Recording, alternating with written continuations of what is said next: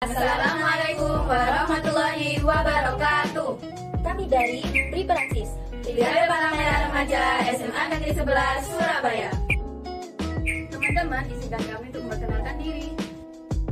jalan-jalan ke pasar bersama mantan, dan cantik terlihat rupawan. Salam manis hai teman tercinta. perkenalkan saya Indra Permata, Saya Ajun Nurhalia. Saya Anet Amira Ayudahula. Dan saya Nabila Cahya.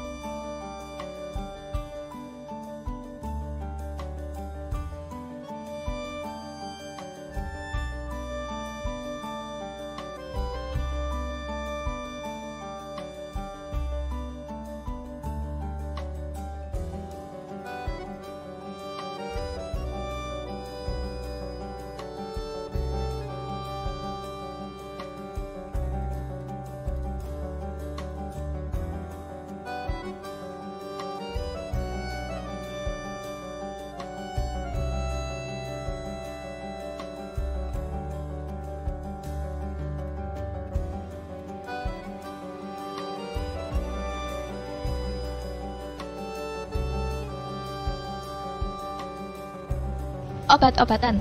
Obat merupakan zat yang menyebabkan perubahan secara fisiologi maupun secara psikologi organisme saat dikonsumsi. Obat ini dapat masuk ke dalam tubuh kita melalui kulit, mulut, dan semua lubang yang ada pada tubuh kita. Obat dibagi menjadi 4 macam loh. Yang pertama, obat bebas. Obat ini dapat di warung-warung dan dapat diminum secara bebas. Kemudian yang kedua, obat bebas terbatas. Obat ini hanya didapat dengan resep dokter saja. Yang ketiga, obat berbahaya. Obat ini kegunaannya sebagai penekan kesedihan dan dapat menciptakan halusinasi, ekstasi. Kemudian yang terakhir, yang keempat, narkotika. Sebenarnya narkotika ini bermanfaat juga di dunia medis jika digunakan dengan dosis yang tidak melebihi. Jika tidak, maka akan berdampak buruk bagi tubuh kita. Contoh narkotika ini seperti ganja, heroin, kokain, dan morfin. Oh ya, teman-teman ada yang tahu nggak sih apa alasan dari remaja sehingga mereka mengonsumsi obat-obatan? Nah, remaja ngepil kebanyakannya dimulai dari coba-coba yang akhirnya menjadi ketergantungan. Coba-coba ini dipengaruhi oleh beberapa hal seperti yang pertama adanya sifat individu, yang kedua adanya tren atau kecenderungan, yang ketiga hampir semua obat memiliki sifat toleransi. Semakin tinggi dosis maka beresiko semakin besar. Yang terakhir, mudahnya obat didapat di sekitar tempat tinggal remaja serta penguasaan obat kurang efektif. Apa kalian tahu bagaimana tahapan remaja ngepil dan bahayanya? Itu nanti akan dijelaskan oleh teman saya Ajeng. Kenapa ya remaja bisa ngepil? Teman-teman ada yang tahu nggak tahap-tahapannya? Jadi, tahapannya yaitu yang awalnya coba-coba. Misalnya nih, kalian diajak teman kalian untuk mencoba suatu hal yang baru, tapi itu bersifat negatif. Padahal kalian tahu kalau itu tidak baik untuk tubuh kalian. Kemudian, pemakaian secara insidental. Setelah pemakaian secara insidental, maka kalian akan terjerumus pada tahap penyalahgunaan yang mengakibatkan ketergantungan. Kemudian pengaruh obat secara umum, yaitu pertama ketergantungan. Keadaan di mana tubuh tidak dapat melepaskan diri dari pemakaian obat secara terus-menerus. Yang kedua, kecanduan. Kecanduan ini dapat didefinisikan sebagai ketidakmampuan diri untuk berhenti mengonsumsi obat-obatan. Yang ketiga, dapat mengganggu kesehatan. Selain obat-obatan yang masuk melalui mulut, ada yang tahu nggak cara-cara agar obat tersebut bisa masuk ke tubuh kita? Suntik merupakan sebuah tindakan yang dilakukan untuk memasukkan obat ke dalam tubuh kita melalui tangan, kaki, atau anggota tubuh lainnya. Obat yang dimasukkan ini contohnya seperti ekstasi, narkotika, dan sejenisnya. Kemudian obat ini akan mempengaruhi tubuh kita, yaitu kita akan mengalami halusinasi berlebihan dan kehilangan kesadaran di dalam diri kita sendiri. Teman-teman, bagaimana sih kita dapat mengetahui bahwa ada seorang remaja yang terpengaruh dalam obat-obatan? Nah, kita bisa mengetahui bahwa remaja dalam pengaruh obat-obatan secara umum terlihat 1. Lesu atau gelisah. Setiap melakukan kegiatan maupun tidak, mereka sering merasa tidak tenang, gelisah berlebihan, atau terkadang lesu. Yang kedua, banyak keluar keringat atau berkeringat berlebihan. Biasanya, orang yang mengeluarkan banyak keringat saat sedang melakukan aktivitas berat atau berolahraga. Sedangkan para pengonsumsi obat-obatan akan mengeluarkan banyak keringat jika reaksi dari obat yang mereka konsumsi mulai berkurang.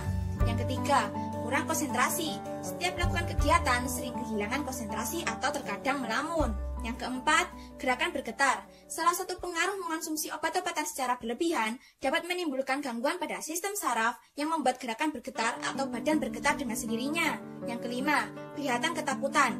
Rasa takut dan cemas berlebihan akan menimbulkan beragam gejala fisik seperti serangan panik. Yang keenam, minum air berlebihan. Bagi para pengonsumsi obat-obatan akan lebih cepat merasa kehausan sehingga membuat mereka overhidrasi atau minum air secara berlebihan. Teman-teman ada yang tahu gak sih bagaimana cara untuk mencegah diri kita supaya tidak melakukan penyuntikan atau ngepil? Jadi teman-teman, kita harus memiliki rasa malu karena ngepil atau nyuntik itu perbuatan yang memalukan. Yang kedua, meninggalkan lingkungan yang tidak ada kegiatan-kegiatan positifnya. Yang ketiga, meningkatkan ibadah. Yang keempat, aktif dalam berkegiatan. Yang terpenting adalah mengembangkan sikap kepercayaan diri dan pengendalian diri yang kuat. Bila ada masalah, terbukalah dengan orang lain atau mencari jalan keluar yang tepat. Teman-teman, ada yang tahu nggak sih apa peran PMR Wira di bidang kerja? Peran PMR Wira di bidang kerja ada 3. Yang pertama, peer education, kemudian sosialisasi, dan penyuluhan. Peer education merupakan sebuah pendekatan untuk mempromosikan betapa pentingnya kesehatan tubuh kita, di mana anggota masyarakat didukung untuk mempromosikan sebuah perubahan dan peningkatan kesehatan di antara teman sebayanya maupun di antara lingkungan keluarga mereka. Kemudian sosialisasi, ada yang tahu nggak sih apa itu sosialisasi? Sosialisasi yaitu pemberian wawasan berupa pemahaman mengenai pencegahan kesehatan untuk individu di dalam suatu kelompok. Kemudian yang terakhir yaitu penyuluhan yang akan dijelaskan oleh teman saya. Penyuluhan merupakan suatu aktivitas yang dilakukan dengan tujuan memberi arahan kepada individu atau kelompok agar dapat menjaga diri dari penyalahgunaan obat-obatan. Jadi rangkuman dari materi kami adalah yang pertama, hindari pengonsumsian obat-obatan terlarang. Yang kedua, jangan ketergantungan terhadap obat-obatan itu secara berlebihan. Yang ketiga, pintarlah dalam memilih teman dan memilih lingkungan yang baik. burung irian, burung cendrawasih. Cukup sekian, terima kasih. Wassalamualaikum warahmatullahi wabarakatuh.